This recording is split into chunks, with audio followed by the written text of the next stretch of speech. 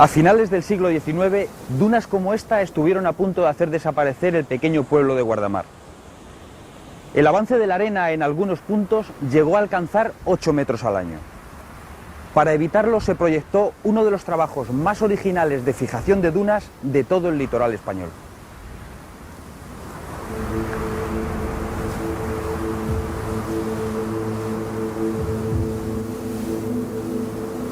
En los últimos años del siglo XIX, circunstancias climatológicas especialmente adversas provocaron un crecimiento espectacular de los depósitos de arena que avanzaban a velocidades desconocidas tierra adentro.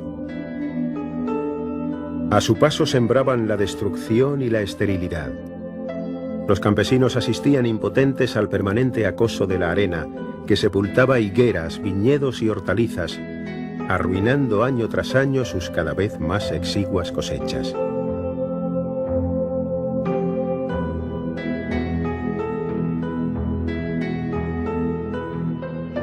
El implacable avance de la arena, sin embargo, no se paraba en arruinar plantaciones y cultivos, sino que amenazaba seriamente con enterrar el pueblo de Guardamar.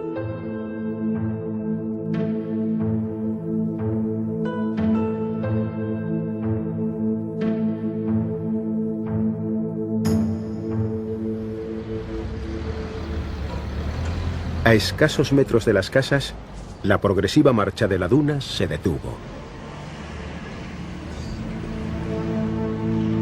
Hoy, una extensa pinada mantiene a raya las arenas, que acechan cualquier debilidad del arbolado para emprender de nuevo el camino.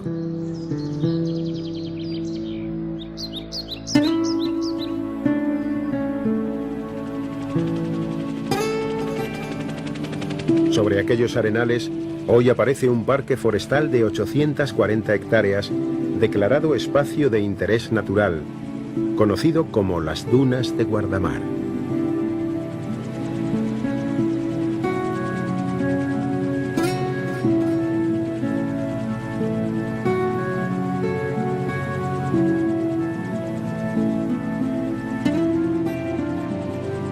Pero, ¿cómo fue posible el milagro?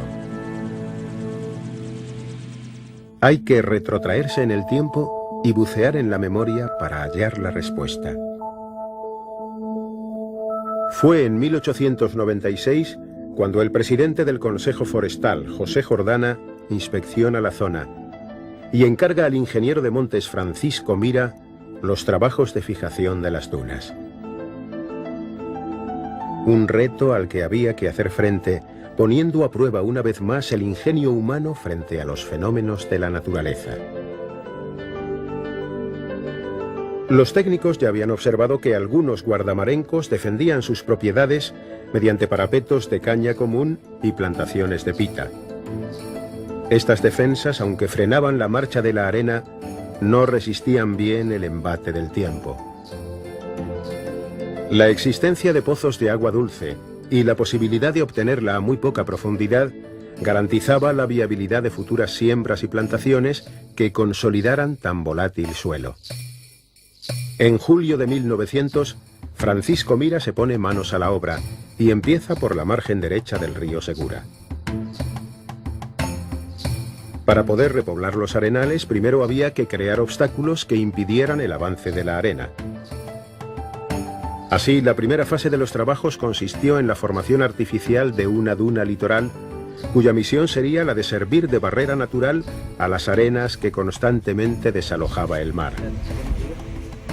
Mediante un ingenioso sistema de tablestacado situado a unos 70 metros del límite de las aguas del mar, construyeron una singular muralla de madera formada por tablas de 1,5 metros de altura.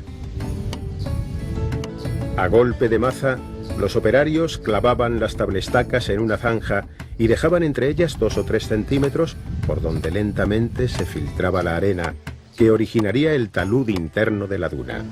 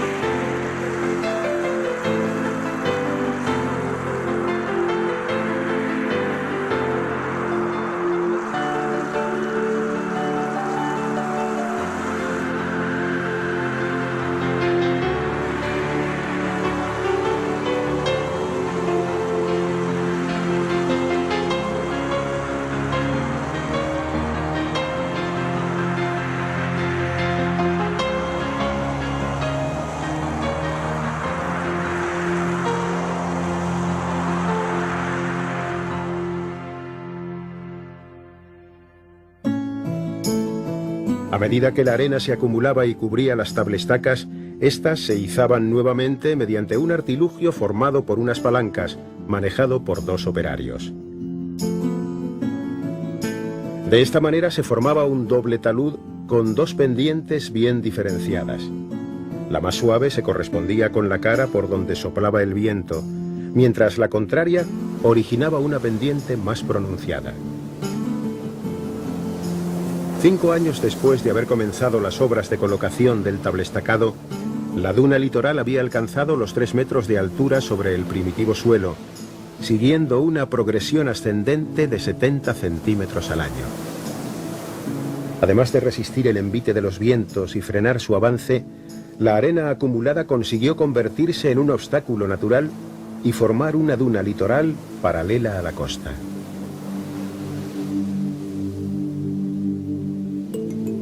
Tras neutralizar el avance de las arenas, había llegado el momento de fijar el talud interior de la faja, que tenía ya unos 400 metros de largo y 100 de ancho. Para fijar el talud, se plantaron líneas de una gramínea conocida como barrón, que se alternaba con otra planta rastrera llamada matacuchillo. Esta planta, de tallos duros, formaba una acolchada superficie de hojas carnosas que favorecía la fijación de las arenas.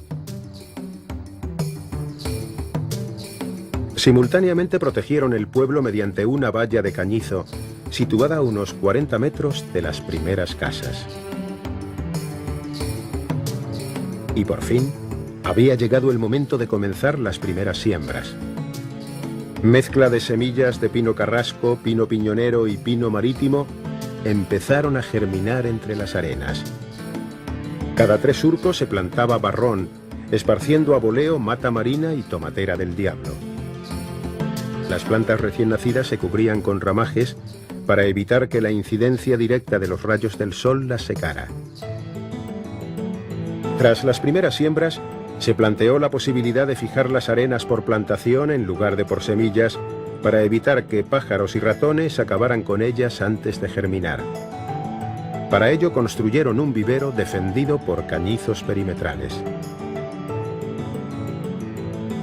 En el centro de cada porción se excavaron pozos de unos 2 metros de profundidad que, mediante bombas de agua, facilitaban el riego de la plantación.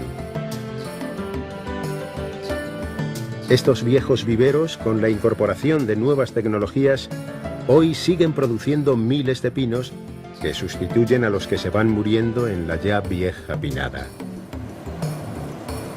De aquí salieron las plantas de pino, con las que en 1911 habían conseguido repoblar más de 460 hectáreas y fijar más de 8,5 kilómetros de duna litoral.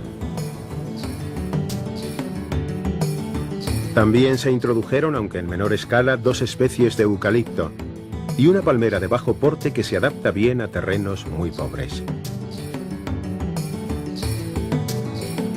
Para facilitar el acceso al arenal, mejorar el servicio de los viveros y la salida del pueblo al mar, se abrieron casi 4 kilómetros de caminos. Esta tarea, además de dura, fue ardua. Operarios y forestales, acostumbrados a luchar contra los fuertes vientos de levante y la sequía estival, tuvieron que combatir a un inesperado enemigo. 2 plagas consecutivas de langostas durante los años 1903 y 1904 invadieron las siembras con tal virulencia que amenazaban con arrasarlo todo. Mediante ingeniosos métodos consiguieron neutralizar una plaga que había invadido 20 hectáreas, sin que los daños fueran irreparables.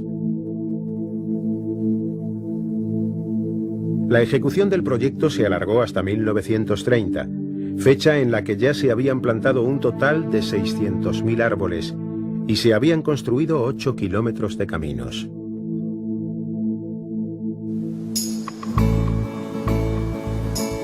Hoy, esta masa forestal, herencia de tanto esfuerzo, además de frenar la dinámica de las dunas, ofrece un espacio recreativo de primera magnitud para los ciudadanos de Guardamar. Cientos de miles de pinos centenarios colonizan estos médanos y mantienen ancladas las arenas.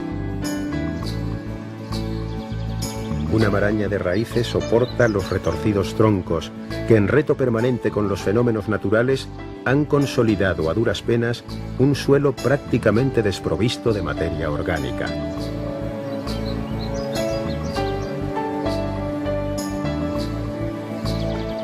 Sus copas, a modo de pulmón, oxigenan este enclave que a lo largo de los años se ha convertido en uno de los centros de mayor interés turístico de la costa mediterránea española.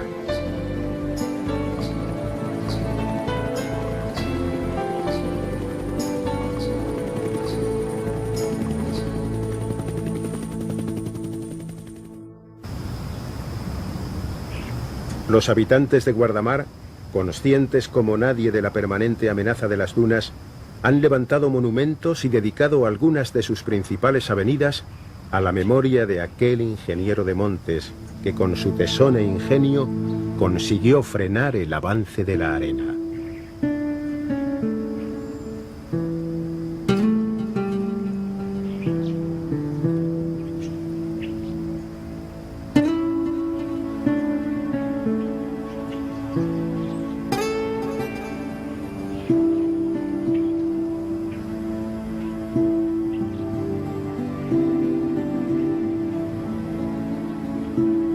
Año tras año, los guardamarencos celebran la Fiesta del Árbol, que por iniciativa de Francisco Mira inauguró su primera edición un 6 de marzo de 1904. ¿Ves? Hasta que llegó al pueblo y empezó a enterrar las casas. La arena llegaba hasta la casa, se subía encima del tejado y lo rompía, se hundía. Aquí en esto plantaron árboles y en 12 años ya estaban así. En muy pocos años ya consiguieron solucionar el problema de la arena. ¿Veis? Por eso las plantas son muy importantes para nosotros. Porque fue Guardamar y lo que es ahora, gracias a los pinos, a la repoblación forestal. En esta fiesta, generación tras generación reciben el legado de su historia y con sus propias manos plantan nuevos árboles, con los que contribuyen a escribir las páginas del futuro. Venga, que no se usan ni nada. Venga, que hay para todos, tranquilo.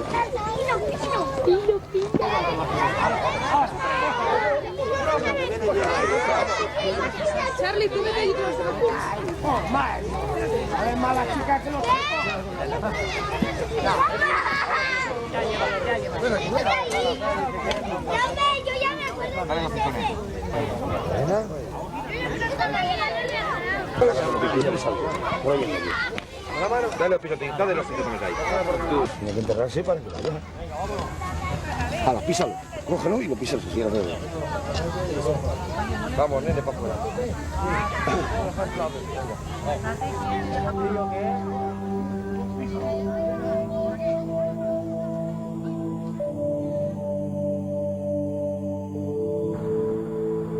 Han pasado 100 años desde que se comenzaran los trabajos en Guardamar. Desde entonces, factores como la difícil regeneración natural del arbolado, su debilitamiento progresivo y el descenso de la capa freática debido a las obras de regulación del río Segura han hecho que la duna vuelva a progresar y que la pinada corra un grave peligro. Si queremos seguir disfrutando de este frágil ecosistema, no podemos olvidar que una masa artificial como esta necesita una atención y un cuidado permanente.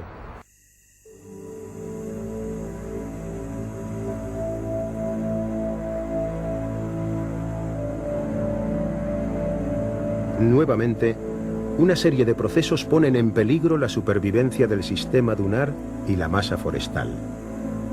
La dificilísima regeneración de las formaciones vegetales y el progresivo debilitamiento del arbolado, cada vez más sensible a enfermedades y plagas, ponen en peligro la permanencia de este fragilísimo ecosistema. En solo 2 años, entre 1995 y 1996, se contabilizó la pérdida de 25.000 árboles por enfermedad.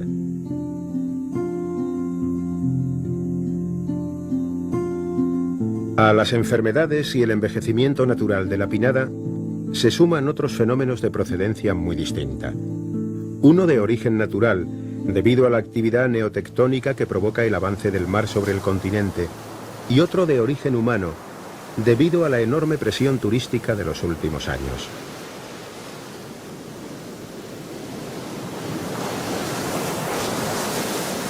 La pérdida del equilibrio del complejo playa-duna-marjal provoca el continuo avance de las dunas. Esta imparable dinámica ha hecho que el aparcamiento construido hace tan solo 20 años esté a punto de desaparecer enterrado bajo las arenas.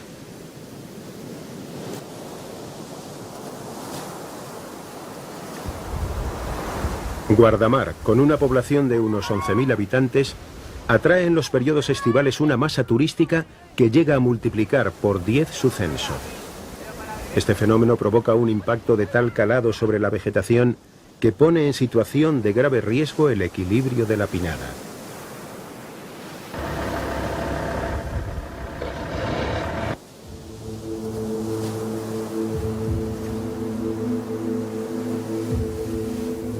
Impotentes ante las inmensas cantidades de depósitos que sigue arrojando el mar, estacas control miden el crecimiento continuo del arenal, que puja por abrirse camino tierra adentro.